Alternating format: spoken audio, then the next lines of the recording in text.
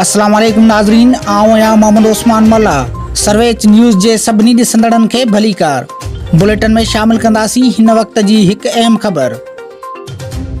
नाज़रीन, तव्हांखे ख़बर ॾींदा हलूं त लाड़काने ज़िले जे शहर बाडा खे तालके जो दर्जो ॾियारण लाइ गुज़िरियल हिकु साल खां जदोजहद कंदड़ बाडा तालका मूवमेंट जो काफ़िलो कन्वीनियर अली मोहम्मद बिरोई ऐं रवादारी तहरीक सिंध जे सदर पुनल सारियो जे अॻवानीअ में सकरंड पहुतो, जिते हारी वेलफेयर एसोसिएशन जे ज़िले सदर अकरम ख़ासकेली, शहबाज वेलफेयर एसोसिएशन जे अॻवान वारिस नूनारी ऐं CDF चेयरमैन अब्दुल हमीद आरंज संदन शानदार इस्तक़बाल कयो ऐं खेनि गुलनि जा हार पाराया। उन मौक़े ते अॻवाननि ख़िताब कंदे चयो त बाडा लाड़काने ज़िले जो ॿियो नंबर वॾो शहर आहे। कारोबारी ऐं मईशियत जे लिहाज़ खां बाडा वॾी अहमियत रखे थो, जॾहिं त राइस कैनाल विच शहर मां लंघे थो ऐं हज़ारे एकड़ ज़मीन आबाद करे थो।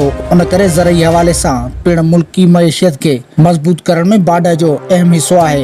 हिन शहर में राइस मिलूं, फ्लोर मिलूं, फिश फार्म्स, पोल्ट्री फार्म्स ऐं सिरनि जा भट्ठा बि काफ़ी तादाद में आहिनि, जंहिं करे माण्हू बरसर रोज़गार आहिनि। हिन वक़्तु बाडा जो तालका हेडक्वार्टर डोकरी आहे, जेको बाडा खां बि नंढो शहर आहे।